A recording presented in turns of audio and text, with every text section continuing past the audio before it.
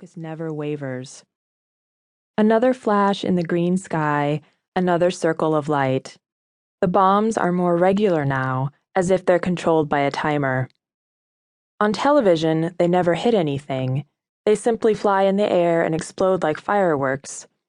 For you, it's easier to appreciate their beauty than to think about what's really happening. Mahir, you say, "It's okay, baby." He shakes his head no and makes a grunting noise as if trying to speak. Several short grunts, in fact, that mean nothing to you. "I don't understand, baby."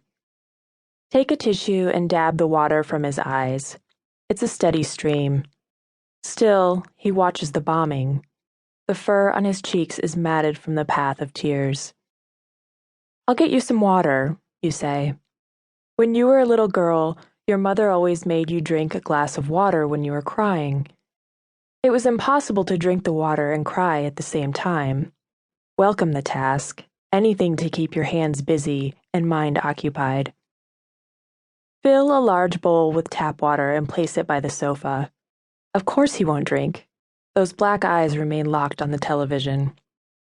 "No water?" you ask. "It will make you feel better. How about some food? Are you hungry?"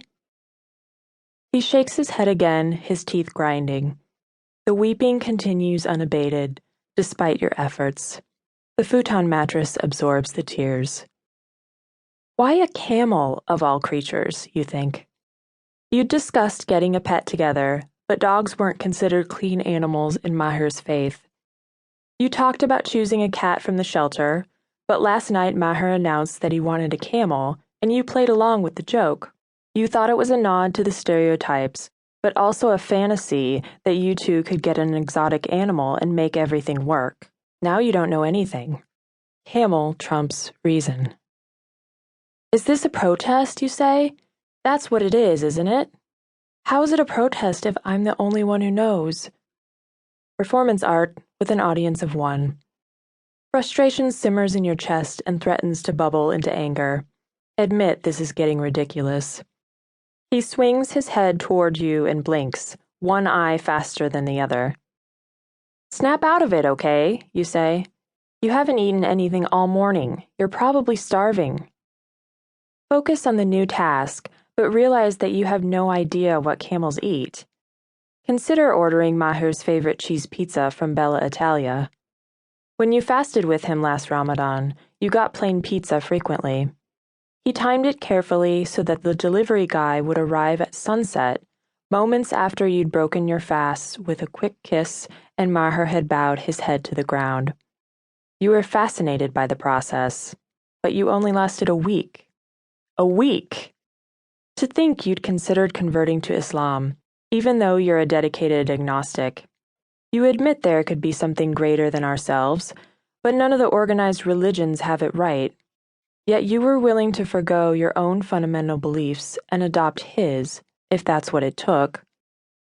You'd even stayed around for the grad program, even though the art school isn't top-notch, because Mahir got into the top-rated medical school here.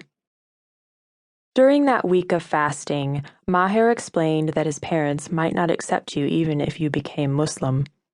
He said you were still an outsider because you were American and white. His parents wouldn't care that he was a successful doctor if he married outside the community. Considering the situation, shouldn't you be the one who's crying? Open the pantry in search of camel food. The shelves are bare. You were going to buy groceries today. There's a can of tomato soup, a half-eaten package of dates, and a bottle of Pinot Noir that you were saving for a special occasion. Let the pantry door slam shut. The refrigerator is just as barren, only some pita bread and strawberry jam. "How about toasted pita and jam? Or pizza?" you call from the kitchen. When you don't receive an answer, you return to the living room, stepping in a pile of camel dung. Feel both disgusted and heartbroken by the manure squishing between your toes. Consider it a metaphor for your relationship. "No more," you say, turning off the television. "You're not allowed to watch anymore, and you can stop the protest. I get it." The weeping is now sobbing, complete with heaves and sniffles. A sad